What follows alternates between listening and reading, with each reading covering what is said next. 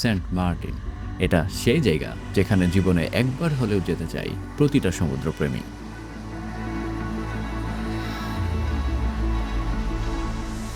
অসীম নীলের সেই বিস্তার অনুভব করতে, চোখে দেখার আগেই সমুদ্রের গর্জন শুনতে।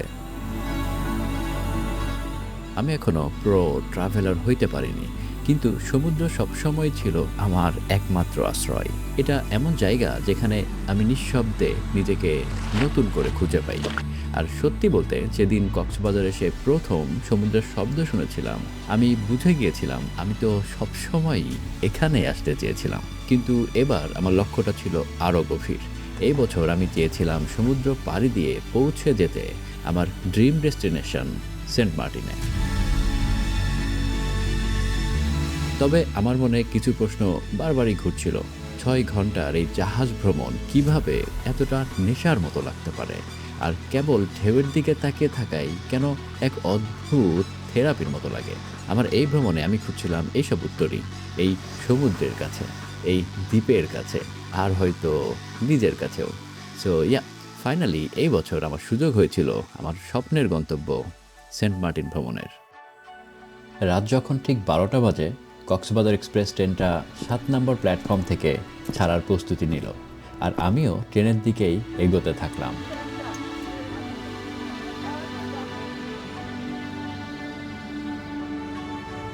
ট্রেনে উঠে লাগেজগুলো উপরের হেড ক্যারিয়ারে তুলে রাখলাম। তারপর স্নিগ্ধা এসি সিটে বসে মনে হলো যাত্রা শুরু হচ্ছে তাহলে। এখন শুধু সামনে চলার পালা।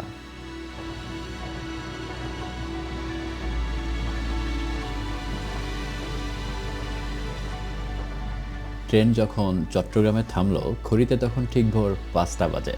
এই ভোরে স্টেশনটা প্রায় ফাঁকা। এখানে আমাদের স্টপেজ মাত্র 20 মিনিটের জন্য। এই স্টেশনে 20 মিনিট থামার কারণ হলো এখানে ট্রেনের ইঞ্জিন বদলানো হচ্ছে। অর্থাৎ এবার সিটে বসে মনে হবে ট্রেনটা এতক্ষণ যেদিকে যাচ্ছিল এখন তার উল্টো দিকে যাচ্ছে। তবে আমার মনে হচ্ছিল, okay, Cox's Bazar is only a bit away.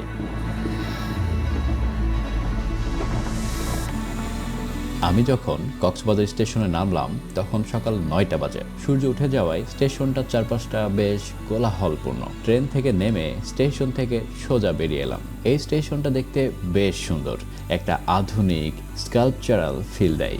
ডিজাইনটা দেখে আমার মনে হলো এই জায়গার কোস্টাল ভাইবটাই স্টেশনটা ধরে রেখেছে। স্টেশন থেকে যতই দূরে যাচ্ছিলাম ততই ম্যাজিকের মতো একটা ব্যাপার ঘটছিল।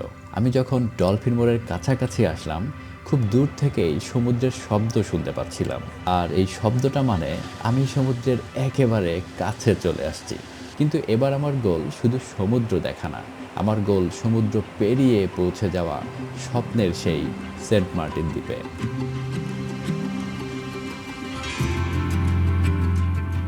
কিন্তু আজকে আমাকে কক্সবাজারে এক রাত থাকতেই হচ্ছে, কারণ আগামীকাল একেবারে ভোরবেলা সেন্ট মার্টিনের শিপ ছেড়ে যাবে। আর ওই শিপটাই আমাকে নিয়ে যাবে অন্য এক জগতে। তো কক্সবাজারে আজকের রাতটা কাটানোর জন্য আমি রেন্ট করেছি দারুণ একটা অ্যাফোর্ডেবল অ্যাপার্টমেন্ট, যেটা সুগন্ধা বিচের একেবারে কাছেই অবস্থিত। এখানে চেক ইন করতে করতেই মনে হচ্ছিল কক্সবাজারে এসে সমুদ্র সৈকতে না যেয়ে আর কতক্ষণ নিজেকে আটকে রাখবো। কক্সবাজার এসে সৈকতে না গিয়ে থাকা সত্যি কঠিন। তাই আমি চলে এলাম কলাতলি বিচে। এখানে এসেই চিরচেনা ভাই।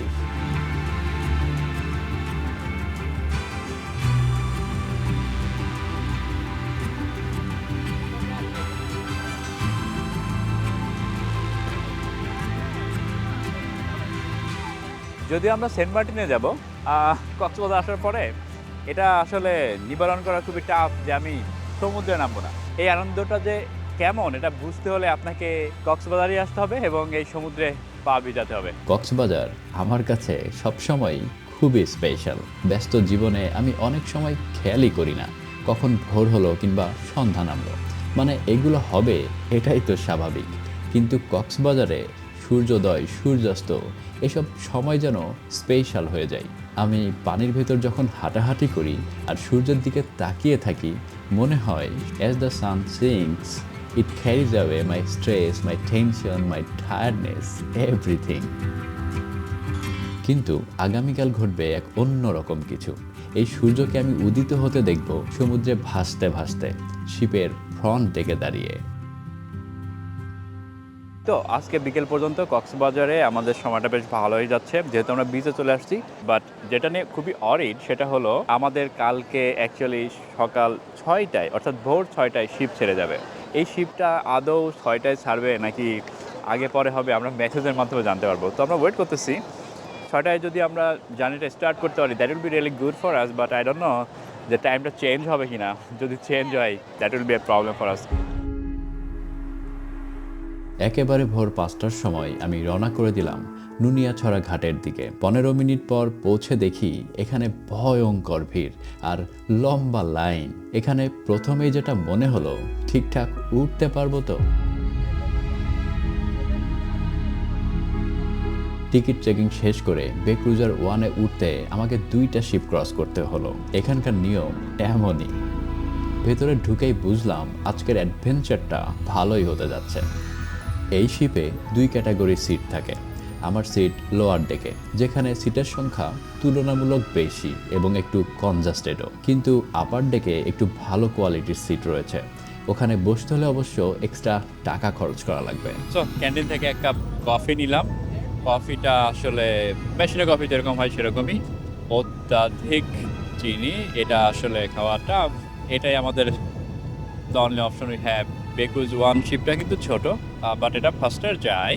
আর এইটার ক্যান্টিনটা আসলে তুলনামূলক ছোট।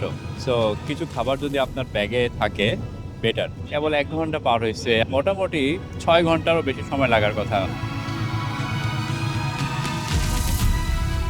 তবে আমি জানতাম আজ আমি সিটে বসে থাকতে আসিনি, আমি এসেছি এই বিশাল সমুদ্র দেখতে।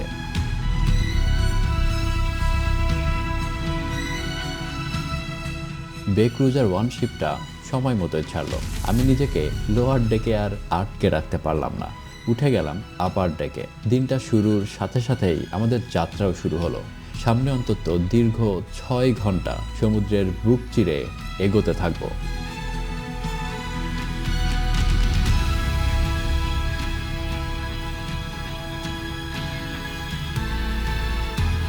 এই 6 ঘন্টায় অনেক কিছুই করা যেতে পারে। আপার ডেকে বসে কেউ গল্প করছে, কেউ ছবি তুলছে, আর কেউ নিজের সিটে একটু ঘুমিয়ে নিচ্ছে। আর আমি শুধু এই ম্যাজিক্যাল ওশানের দিকে তাকিয়ে রইলাম, কারণ কিছু কিছু দৃশ্য কথা না বলেও অনেক কিছু বলে দেয়। তো আমরা যে শিপে যাচ্ছি শিপের নাম বে ক্রুজার 1 এবং আমাদের সিটগুলো আসলে একেবারে নিচে, যেটার নাম হাসনা হেনা ডেক। আমরা রাউন্ড ট্রিপের জন্য খরচ করতেছি 4500 টাকা। আমি যেটা দেখলাম সিটগুলো মোটামুটি comfortable, but not that much comfortable. Adjust করে নিতে হবে আর কি। ভাবছিলাম 6 ঘন্টার জার্নি শেষে যখন সেন্ট মার্টিনের জেটি ঘাটটা সামনে আসবে, সেই মুহূর্তটা আমি হয়তো কখনো ভুলতে পারবো না।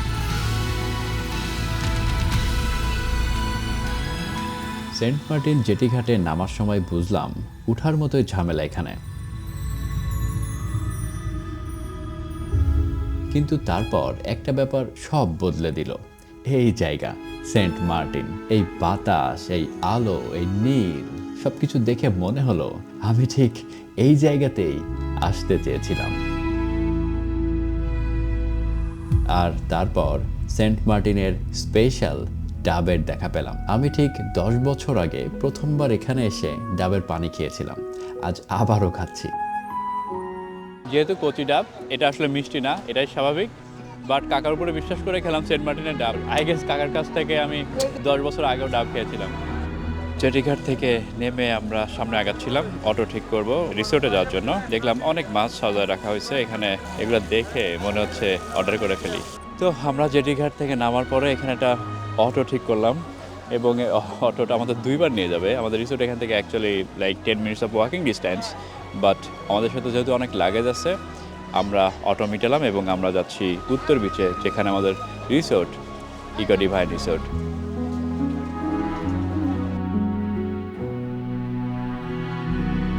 সেন্ট মার্টিনের রিসোর্টে ঢুকে বুঝলাম ডিসিশনটা আমার ঠিকঠাকই ছিল।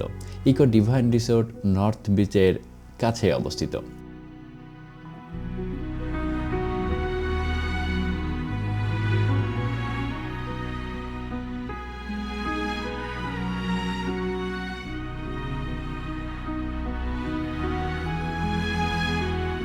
রিসোর্টটা বেশ অ্যাফোর্ডেবল, ফ্যামিলি ফ্রেন্ডলি, সাথে ইকো ভাইব দেয়। রুমগুলো বেশ কজি, ক্লিন আর স্পেশাস। এই রুমটা হানিমুন টাইপ, আর এটাই এখানে সবচেয়ে ভালো রুম। সবকিছু মিলিয়ে এই রিসোর্টটা রেকমেন্ডেবল। আমি এখন যে জায়গায় বসে আছি এই জায়গাটা আমার সবচেয়ে ফেভারিট এই রিসোর্টে, কারণ এখান থেকে খুব কাছেই সমুদ্র অবস্থিত। মানে এরকম না যে এই রিসোর্টের ঠিক পরেই বিচটা, কিন্তু একটু সামান্য হাঁটলেই এই সমুদ্রে ঢোকা যায়। মানে like 1 minute of walking distance আমি বলবো। এই রিসোর্টের এইখানে বসে যখন খাচ্ছিলাম চেক ইন করার পরে, তখন খুবই ভালো লাগছিল। আর এখানে সবচেয়ে দারুণ ব্যাপার ডাইনিং এরিয়াটা, কারণ এটা রুফটপে অবস্থিত। সি ভিউ দেখতে দেখতে এখানে লাঞ্চ করা যাবে। আমি আর আমার বন্ধুরা রুফটপে বসেই লাঞ্চ করলাম, আর মনে হলো আজকে লাইফ একটু স্লো মোডে চলা শুরু করলো। লাঞ্চের পর ছোট একটা নারকেল বাগান পেরিয়ে নর্থ বিচে চলে আসলাম। লোকালরা এই এলাকাটাকে বলে নারকেল বাগান পাড়া। এই বিচের মজা হলো এই একই জায়গায় এখান থেকে সানরাইজ এবং সানসেট দেখা যায়। এক পাশে রয়েছে কোরাল অংশ, আর এক পাশে রয়েছে বালির অংশ, যেখানে সাঁতারও কাটা যাবে। তাই ভিন্ন ভিন্ন অ্যাক্টিভিটিসের জন্য আমাকে ভিন্ন ভিন্ন জায়গায় যাইতে হবে না। তবে সেন্ট মার্টিনে আমার লক্ষ্য ভিন্ন। সেন্ট মার্টিনের 8 বর্গ কিলোমিটার এরিয়াটা পুরোটাই আমি এক্সপ্লোর করতে চাই। নর্থ বিচে এসে দেখলাম এখানে সাইকেল ভাড়া পাওয়া যায়। আমি একটা সাইকেল নিয়ে নিলাম, আর এখানকার ডেঞ্জার জোন সাইডের দিকে রওনা করে দিলাম। সো আমি এরকম সেন্ট মার্টিনের 4-5টা বিচের পাশ দিয়ে দেখে বেড়াচ্ছি সাইকেল নিয়ে, এবং এক্সপিরিয়েন্সটা আসলে খুবই দারুণ। আমি বলবো আপনারা যারা সেন্ট মার্টিনে আসবেন, you can take a ride. আমার সামনেই রয়েছে জেটি ঘাট, শিপ ভিড়েছে। আর আমি এখানে আসছি উত্তর বিচ থেকে। জেটি ঘাটটা হলো পূর্ব দিকে, পশ্চিম বিচটা ঠিক আমার অপোজিট সাইডে। সো সামনের দৃশ্যটা খুবই দারুণ, আর আপনি ডিফারেন্ট সাইডে ডিফারেন্ট ভিউ পাবেন যদি 4-5টা এক্সপ্লোর করেন। সাঁতার কাটার কোনো প্ল্যান নেই, তবে এখানকার ভিউ, বাতাস, সমুদ্র উপভোগ করতে চাই।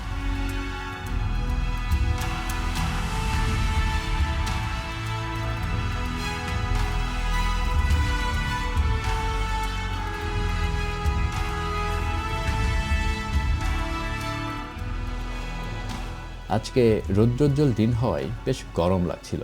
মনে হলো একটা ডাব হইলে পারফেক্ট হইতো। ব্রো, ডাব কত করে? এগুলো হচ্ছে 200, 150, সেগুলো 100। আমার লাগবে সবচেয়ে বড় গোল ডাব, যেটা মিষ্টি হবে এটা দাও। মিষ্টি হবে তো? মজা আছে। মনে হচ্ছে সেন্ট মার্টিনের ডাব একটু এক্সপেন্সিভ, বাট ওর্থ ইট। মানে যে পানিটা, টেস্ট ওর্থ ইট। ডাব হাতে নিয়ে বুঝলাম এই দ্বীপের পানি, এই বাতাস, সব কিছুই আলাদা।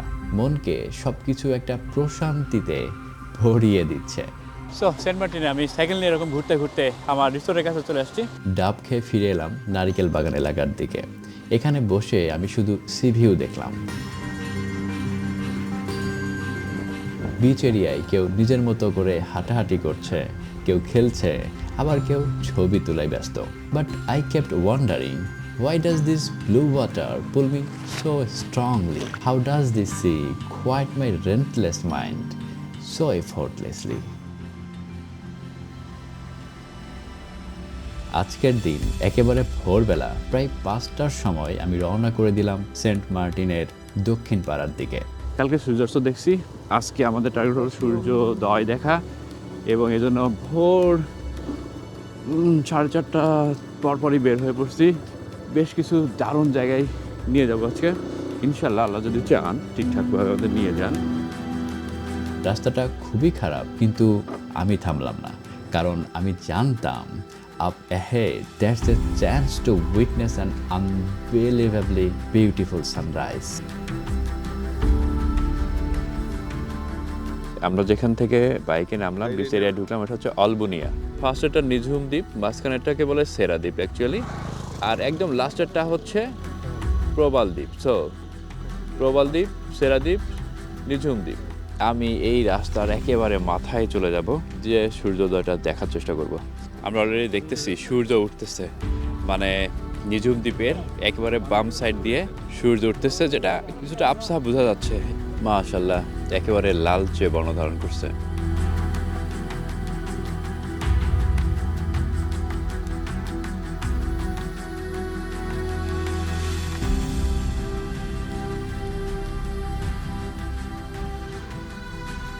সো এখানে সানরাইজটা দেখলাম, আলহামদুলিল্লাহ যে সানরাইজটা দেখতে পাচ্ছি। এখন আমার টার্গেট হলো সামনে একটা জায়গা আছে যেটার নাম সুন্দরবন, আর সুন্দরবনটা আজকে এক্সপ্লোর করার চেষ্টা করবো ইনশাআল্লাহ। বাট সুন্দরবন ছাড়াও এখানে আরও কিছু জায়গা আছে, যেমন একটা নাম হয়তো আপনি শোনেন নাই, বিল্লা খুদা। এই জায়গাটায় যাব আজকে এবং এই জায়গাটা এক্সপ্লোর করব। এখানে আমরা যে ফলগুলো দেখতেছি এটা কিন্তু কেয়া ফল। আমি জানি না আপনারা নামটা শুনছেন কিনা, বাট এই গাছের মাথায় কেয়া ফল হয়। আমার সামনেই এই জায়গাটা হচ্ছে মিনি সুন্দরবন। সবাই যারা দেখতে আসে ব্রেকফাস্ট করে এখানে। কয়টা থেকে দোকান খোলা থাকে? দোকান খোলা থাকে 5টার সময়, কয়টা পর্যন্ত থাকে? 4টা। এখানে কি মানুষ সারাদিনই দেখতে আসে না শুধু এই সূর্য? সারাদিনে দেখতে এসে। গরম পরোটা আছে, আর পরোটাগুলো বানানো হচ্ছে পেঁয়াজ মরিচ দিয়ে মনে হয় সালাদ বানানো হচ্ছে নাকি এটা? ডিমের মধ্যে। আচ্ছা, ডিমের জন্য দেওয়া হচ্ছে এগুলা। নাইস। মিনি সুন্দরবনের এইদিকে কেয়া গাছের ঘন সবুজ আর সুন্দরী গাছের ছোট্ট বন রাস্তাকে অন্যরকম সুন্দর করে তোলে। কিছু কিছু জায়গায় আসলেই মনে হয় দ্বীপের ভেতরে একটা ছোট্ট মিনি ফরেস্ট, যেখানে even the wind speaks in a different language and the leaves seem to rise in a melody of their on.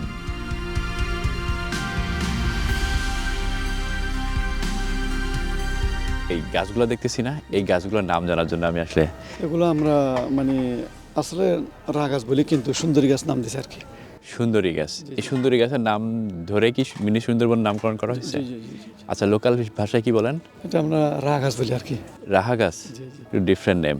G G G. So আমি যে জায়গাটার ভেতর দিয়ে আসলাম, এই জায়গাটাকেই মেনলি সুন্দরবন বলে। মানে এই সুন্দরী গাছগুলো অনেক আছে এখানে, যেটা একটু আগে ওই চাচা বলছিলেন, ইসলাম চাচা, যে এই গাছগুলো আসলে আল্লাহর এক বিশেষ সৃষ্টি এবং এই গাছের চারা নিয়ে গেলে অন্য কোথাও হয় না। আর আমার পেছনে আছে কেয়া ফল গাছ। এইগুলো আসলে এই যে সেন্ট মার্টিন ল্যান্ড এরিয়া আছে এটাকে প্রোটেক্ট করতেছে। সো একটা প্রোটেক্টিভ ফেন্স হিসাবে কাজ করতেছে। এটা আল্লাহর তরফ থেকে বিশেষ সৃষ্টি। তো এই জায়গাটা সম্পর্কে জানার পরে যখন আমি বনটার ভিতর দিয়ে আসছিলাম, তখন এই জায়গার মহত্ব বা বিশেষত্ব আমার কাছে আরও ভালো লাগলো দেখতে। তো I thought I should share this place with you guys, এবং দেখানো উচিত সুন্দরবনটা কি, গাছগুলো কীভাবে জন্মাইছে, আর এইটা কেয়া ফল গাছটা কীভাবে ফেন্স হিসেবে কাজ করতেছে। এই মিনি সুন্দরবন এরিয়াটা পার হয়ে যে জায়গাটায় প্রবেশ করতেছি, এই জায়গাটাকে বলে সুন্দরবন বিচ। এখানে অনেক কোরাল আছে এবং তারপরে সমুদ্র শুরু, যেখানে অনেক পানিও রয়েছে।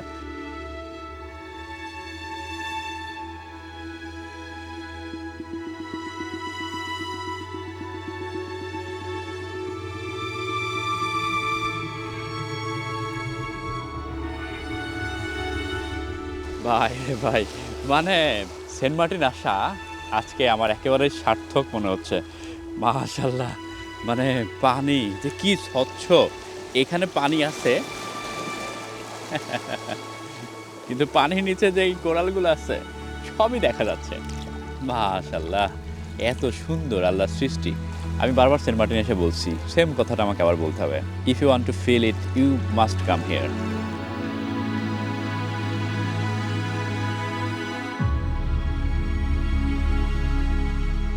মিনি সুন্দরবন এক্সপ্লোর করার পরে আমি খুঁজছিলাম বিলাইখোদা এই জায়গাটার রাস্তা। এই জায়গাটা অবশ্য শুধু লোকালরাই ঠিক মতো চিনে, এমনকি গুগল ম্যাপেও এখানকার নেভিগেশন পাওয়া যায় না। হঠাৎই উপকূলীয় গাছের মাঝখানে একটা ছোট্ট বাড়ি দেখা পেলাম। দেখে কৌতূহলটা আমার আরও বেড়ে গেল, হয়তো এখানে অন্তত কাউকে পেয়েই যাব। অবাক হয়ে দেখলাম এই বাড়িতে কেউই থাকে না, শুধু ছোট্ট একটা বাচ্চা দাঁড়িয়ে, যার হয়তো ঠিকমতো কথা বলারই বয়স হয়নি।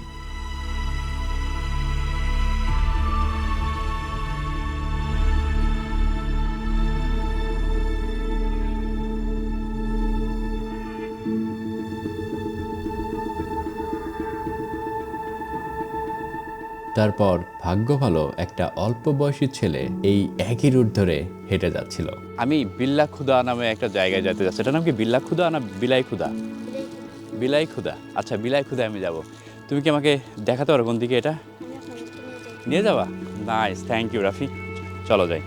কিছুক্ষণ হাঁটার পরে অবশেষে পেয়ে গেলাম সেই বিলাই খোদা।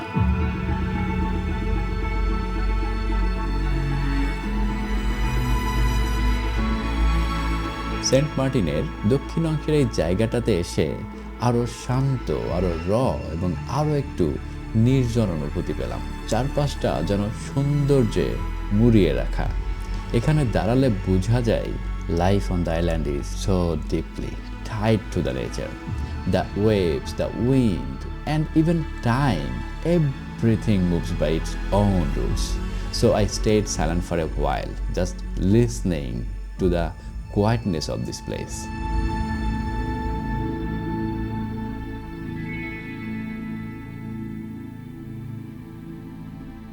বিড়াল খুদাই করছে, করে এরকম ফুটা করে ফেলছে। আই ডোন্ট নো কীভাবে সম্ভব। এটা জানার চেষ্টা করবো লোকাল কাউকে পাইলে। বাট এই যে পাথরের শেপ এরকম গর্ত করে বেরোয় গেছে, এই জন্য এটাকে আসলে বিলাই খুদা বলে। মানে এই প্রকৃতির মধ্যে কত অদ্ভুত কার্যকলাপ চলে। এই পাথর না দেখলে আসলে বোঝা যাইতো না। পানির স্রোতে মনে হয় এরকম গর্ত হয়ে গেছিলো না? না কি গর্ত পানির স্রোত করছে নাকি কীভাবে হয়েছে এটা তো আগে থেকে জন্ম থেকে। আচ্ছা, এই পাথর জন্ম থেকে এরকম, হ্যাঁ, কিন্তু এর ভিতরে বিড়াল বসবাস করতো এক সময়, এরকম কিছু। হ্যাঁ, একসময় বিড়াল বসবাস করতো, এই জন্যে বলে বিলাই খুদা। হ্যাঁ।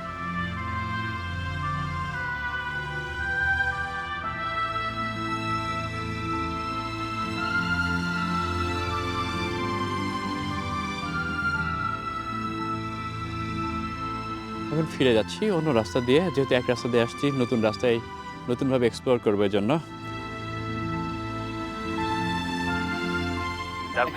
আমরা নারকেল খাইতে পারতেছি না, নারকেলগুলো এখন টেকনাফ থেকে কিনে আনি খাওয়া লাগতেছে আমার। কারণ কি? অনেক টুরিস্ট আসে এর জন্য। অনেক টুরিস্ট আসে, তবে ডাব কাটা হয়। হ্যাঁ, আর গাছের মধ্যে একটা রূপ দেখা যাচ্ছে। গাছের মধ্যে এই কিছুদিন হচ্ছে যে মানে 2-1 বছর হয়েছে যে গাছ আর ফলন হচ্ছে না, ফুল পরে ফুলগুলো জ্বলে যায়, ডাব হচ্ছে না। তখন কিন্তু তো স্যার মনে করেন একটা গাছ থেকে 60টা 70টা 80টা এরকম ডাব নামছে, আমরা নিজের চোখে দেখছি। আমরা এখানকার রোপাল হিসাবে আমরা নিজেরাই দেখছি। এখন তো স্যার 10টা গাছ মিলেও 50টা ডাব মিলাইতে পারতেছে না, এমন অবস্থা হয়ে গেছে। অবস্থা। আচ্ছা, তার মানে এটার যে ন্যাচারাল যে ব্যাপারটা ছিল, ওই জিনিসটা নষ্ট হয়ে যাচ্ছে আস্তে আস্তে। অনেক রাস্তা হেঁটে আসলাম। মানে আমরা যখন যাই যখন আসি তখন তো ভোর ছিল, মানে কিছু দেখাই যাচ্ছিল না, সূর্য ওঠে না। সূর্য ওঠা দেখলাম, এখন চাটা খাবো।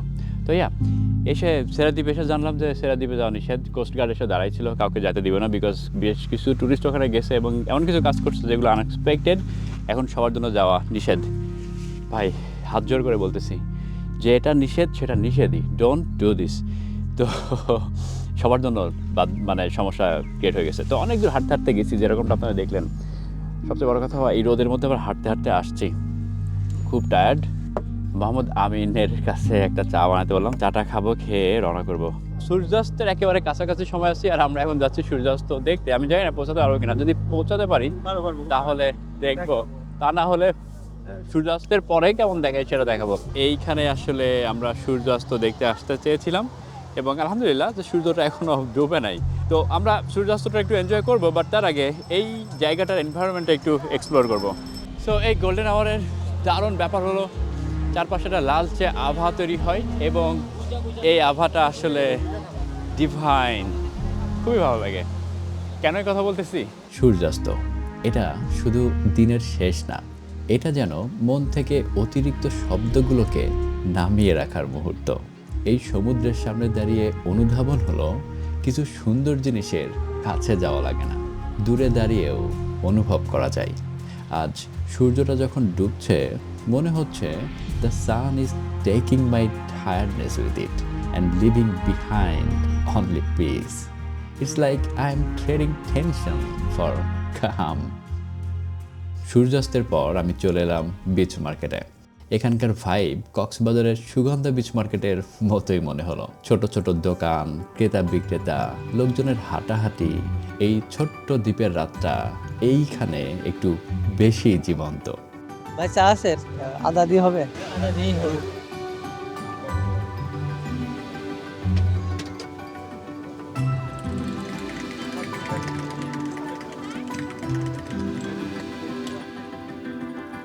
সো ভাইয়া বললো চাটা ভালোই, আমি দুধ চা নিলাম। দুধ চাটা কেমন দেখি। ভালো চা, লাইক পশ্চিম বিচে আসলে আপনারা এখানে চা খাইতে পারেন। ভাই আপনার চায়ের দোকানে কোনো নাম আছে নাকি? বক্কর ভাইয়ের চায়ের দোকান এটা। বক্কর ভাইয়ের চায়ের দোকানের নাম হচ্ছে sea view tea stall. Like এখানে অনেক রিসোর্ট টিসোর্ট আছে, গেলে আমার মনে হয় এর খুব ভালো চা আপনাকে দিবেন, আবার অনেক প্রাইসই হবে। বক্কর ভাইয়ের চায়ের দোকানের চাটা খেয়ে I am satisfied. West beach explore করার পরে আমি ফিরে এলাম আমার রিসোর্টে। এখানে আজ রাতের মেনু বারবিকিউ। রিসেপশনের সামনে বারবিকিউ তৈরি করা হচ্ছে, কিন্তু সার্ভ করা হবে রুফটপে। আর তাই আমিও রুফটপের দিকেই এগোলাম। বারবিকিউয়ের সাথে আমি নিলাম পরোটা, যেটা রুফটপে বানানো হচ্ছিল।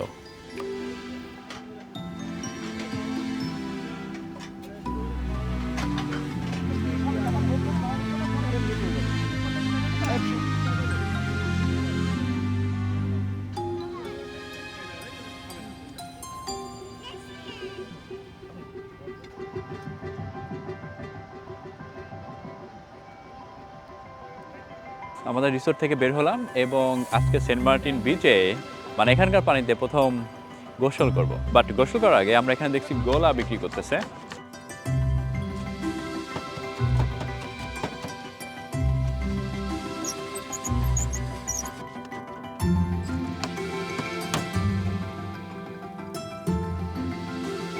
গোলাটা অলরেডি পানি হয়ে যাচ্ছে, তো এটা বেশিক্ষণ রাখা যায় না, এটা আসলে অ্যাজ সুন অ্যাজ পসিবল খেয়ে ফেলতে হয়। এটা একটু খেয়ে দেখি কেমন। এটা একটা বিশেষত্ব আছে, কিন্তু শুধুমাত্র সেন্ট মার্টিনে আপনি এই টক ঝাল মিষ্টি গোলা পাবেন, অন্য সব জায়গায় মিষ্টি থাকে।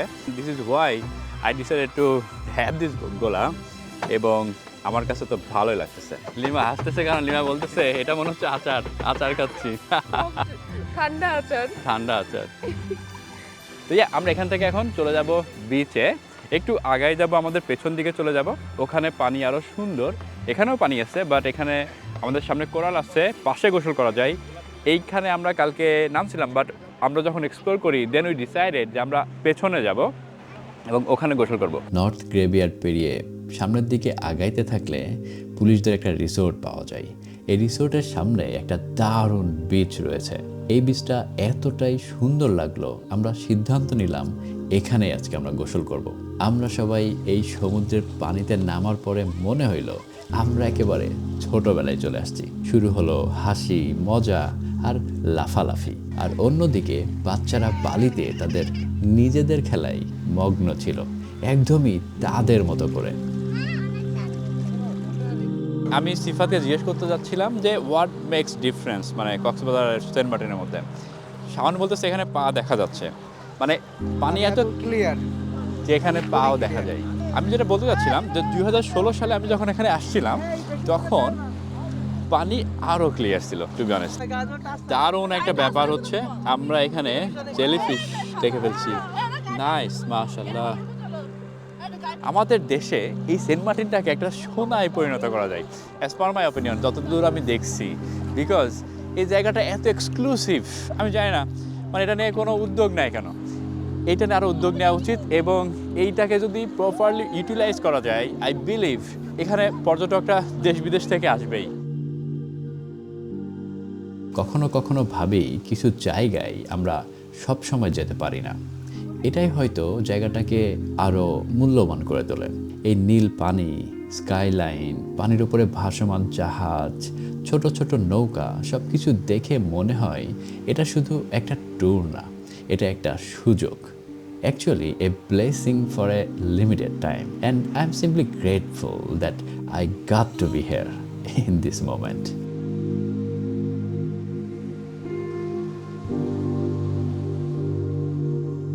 এরপরেই বিদায়ের প্রস্তুতি, আর বিদায় মানেই বুকের ভিতরে একটা শূন্যতা।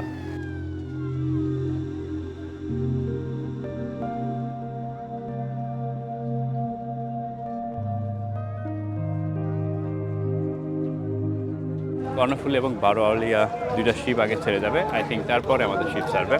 সো আমরা আসলে একটু আগে আগে এসে পড়ছি, but that was good because এখানে অনেক জ্যাম থাকে আর অনেক মানুষ একসাথে শিপে ওঠে, যার কারণে he could be late at a time যদি আপনি এগুলোর সাথে ডিল করতে অপারদর্শী হন। আমাদের শিপ বে ক্রুজার 1, এখান থেকে লোকজন নেমে পড়লে আমরা উঠে পড়বো। হয়তো সব জায়গা ছেড়েই চলে যাওয়া যায়, কিন্তু কিছু জায়গা মনের ভেতরে আলাদা করে জায়গা করে নেয়। আমি জানি এই ট্রিপ আমাকে আবার টানবে, হয়তো আগামী বছর আবার এই নীলের কাছে আমি ফিরব। আর ফিরতে চাই বলেই আমি চাই এই দ্বীপটার মতোই থাকুক।